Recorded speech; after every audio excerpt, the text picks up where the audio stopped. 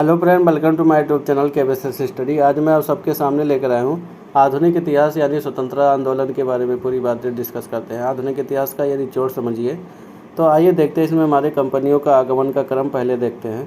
इनका क्रम क्या रहा।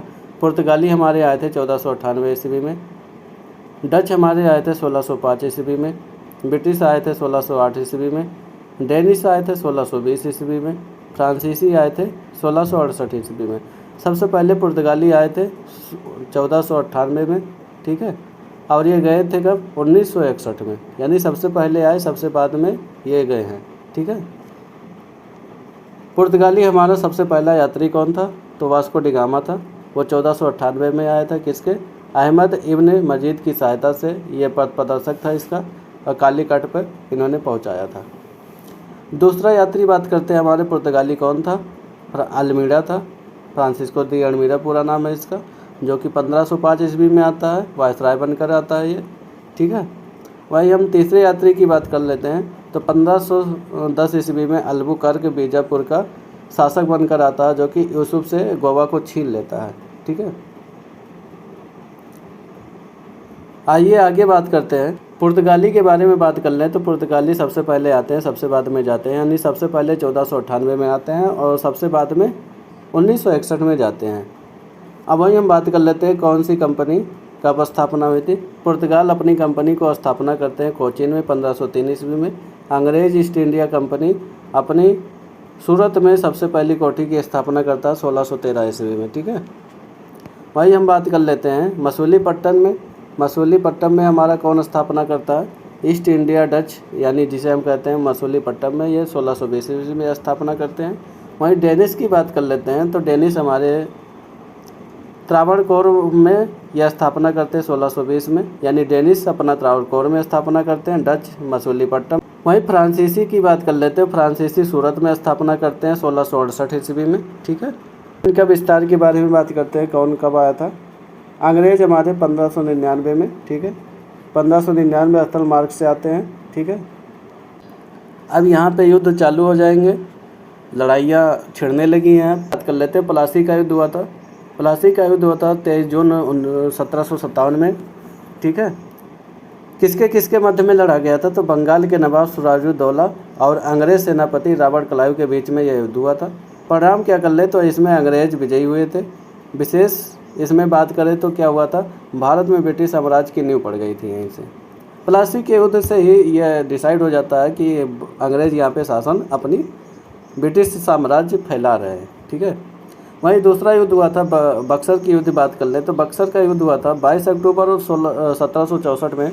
तो यहाँ पे क्या हुआ था, बंगाल के नवाब मीर कासिम, अवध के नवाब शुजाउद्दौला, दिल्ली के मुगल सम्राट आलम शाह द्वितीय के अंग्रेज़ों को सेनापति हेक्टर मुनरो के साथ में ये युद्ध हुआ था।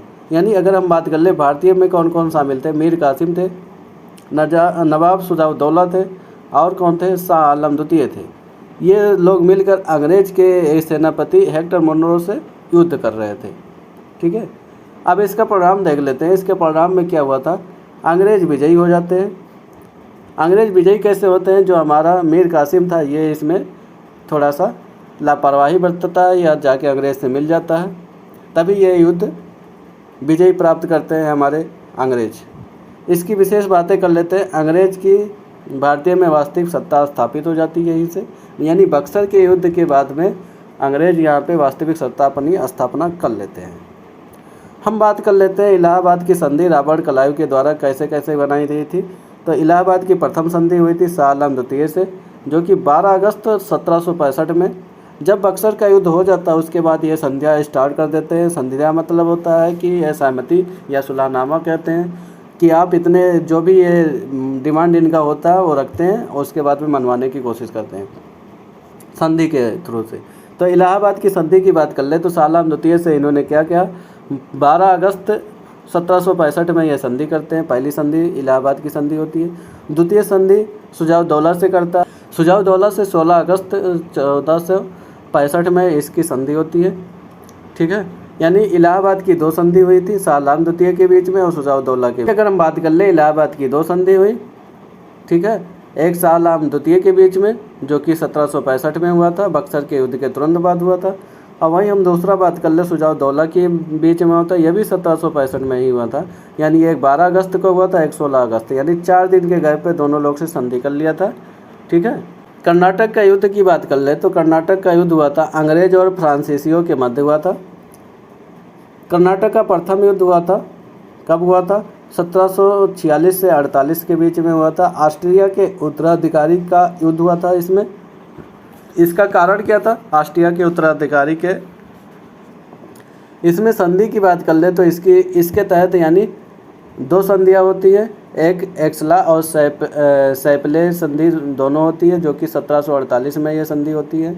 यानी दोनों संधियाँ याद रखना, यह बहुत पूछा जाता है, क्रम लगाने को देता है। कर्नाटक के युद्ध से ही दोनों संधि होती है, एक्सला और सैपला की संधि होती है। ठीक है। इसमें क्या हुआ था? अनिर्णित हुआ था, युद्ध हो रहा था लेकिन अनिर्णायक युद्ध हुआ था। ये संधि क्योंकि कर लिया, जब अनिर्णायक युद्ध हो रहा था तो इसी में इन्होंने संधि को स्वीकार कर लिया। द्वितीय युद्ध की बात कर ले तो 1749 में 1749 से लेकर 54 के बीच में हुआ था। ये कर्नाटक के उत्तराधिकारी का युद्ध हुआ था इसका। ठीक है। ये पांडिचेरी की संधि इसमें होती है, यानी द्वितीय युद्ध कर्नाटक के द्वितीय युद्ध में पांडिचेरी की संधि होती है 1755 में। इसमें क्या हुए थे? अंग्रेज मजबूत स्थिति में हो गए थे। ठीक है, द्वितीय युद्ध से। तृतीय युद्ध की बात कर ले तो 1758 से 63 के बीच में होता था। ये किस लिए युद्ध हुआ था? सप्तवर्षीय युद्ध था, यह औपनिवेशिक कारण था इसका। और इसमें संधि किसकी होती है? पेरिस की संधि होती है 1763 में। फ्रांस का पराजय होता है इसमें। ठीक है। आगे मैं बात करूं तो आंग्ल मैसूर की युद्ध की बात कर ले तो आंग्ल मैसूर की युद्ध क्या हुआ था? युद्ध का वर्ष देखते हैं पहले। प्रथम आंग्ल मैसूर युद्ध हुआ था 1767 से 69 के बीच में। इसमें मैसूर के शासक कौन थे? हैदर अली थे। तो इसमें बात कर लेते हैं हम, बंगाल का शासक कौन था? ब्रेस्टल था। अब वहीं हम बात कर लेते हैं इसमें संधि क्या होती है? मद्रास की संधि होती है 1769 में हो जाता है मद्रास की संधि, इसके तहत हो जाता है। आंग्ल मैसूर की प्रथम युद्ध में ये हुआ था हमारा, मद्रास की संधि हुई थी 1769 में। ये क्रम याद रखना, ज़्यादातर क्रम लगाने को ही देता है। द्वितीय आंग्ल मैसूर की बात कर ले तो 1780 से 84 के बीच में हुआ था। शासक कौन थे मैसूर के? तो हैदर अली थे ही थे। यहाँ का अंग्रेज गवर्नर कौन था, यानी बंगाल का गवर्नर कौन था? वारेन हेस्टिंग था। इसमें संधि किसकी होती है? मंगलौर की संधि हो जाती है 1784 में। हैदर की इसी में मृत्यु हो जाती है। ठीक है, याद रखना, मंगलौर की संधि के तहत में हैदर की मृत्यु हो जाती है। तृतीय आंग्ल मैसूर की युद्ध की बात कर ले तो 1790 से 92 में हुआ था। इसमें मैसूर के शासक कौन थे? टीपू सुल्तान थे। और इसमें हम बात कर ले बंगाल का गवर्नर कौन था? लॉर्ड कॉर्नवालिस था। इसमें संधि किसकी होती है? श्रीरंगपट्टनम की होती है 1792 में। ठीक है। चतुर्थ आंग्ल मैसूर युद्ध की बात कर ले तो ये कब हुआ था? 1799 में हुआ था। शासक कौन थे? टीपू सुल्तान ही थे। और इसमें गवर्नर कौन होता? गवर्नर चेंज होते हैं खाली इसमें ज़्यादातर। तो इसमें बेलेजली आता। मैसूर की गद्दी को अडयार वंश का एक बालक कृष्णराज बैठा। यानी अगर हम चतुर्थ आंग्ल मैसूर युद्ध की बात कर ले तो इसमें शासक टीपू सुल्तान की मृत्यु होती है। बेलेजली था गवर्नर, बंगाल का गवर्नर उस समय। और इसमें एक बालक अडयार वंश का शासक को बैठाया जाता है, जिसका नाम था कृष्णराज, को बैठा देते हैं। बालक ही था, उसको एक शासक के रूप में बैठा दिया जाता है। और इसमें टीपू सुल्तान की मृत्यु हो जाती है। आगे मैं बात कर लेता हूँ आंग्ल और मराठा के युद्ध के बीच में क्या चल रहा है। तो इसमें आंग्ल और मराठा के युद्ध के बारे में बात कर लेते हैं। प्रथम आंग्ल मराठा युद्ध हुआ था 1775 से 82 के बीच में।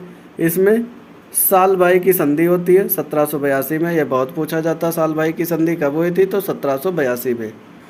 इसका परिणाम क्या हुआ था? सालसेट जो एलिफेंटा द्वीप था, मोटा मोटा याद रखना, सालबाई की संधि को याद रखना, 1782 में होता। और कब हुआ था? आंग्ल मराठा के प्रथम युद्ध में हुआ था। आंग्ल मराठा का द्वितीय युद्ध की बात कर ले तो इसमें 3 संधियाँ होती हैं। कौन कौन होता है? देवगांव की संधि होती है जो कि 1803 में होती है। वहीं दूसरा बात कर लेते हैं, हमारा कौन संधि था? सुरजी की संधि बात कर ले तो 1803 में होती है। उसके बाद में राजपुर घाट की संधि बात कर ले तो 1805 ईस्वी में होती है। ठीक है, इसमें 3 संधियाँ हुई थी। 1803 में 2 संधि हुई, सुरजी की संधि और देवगांव की संधि।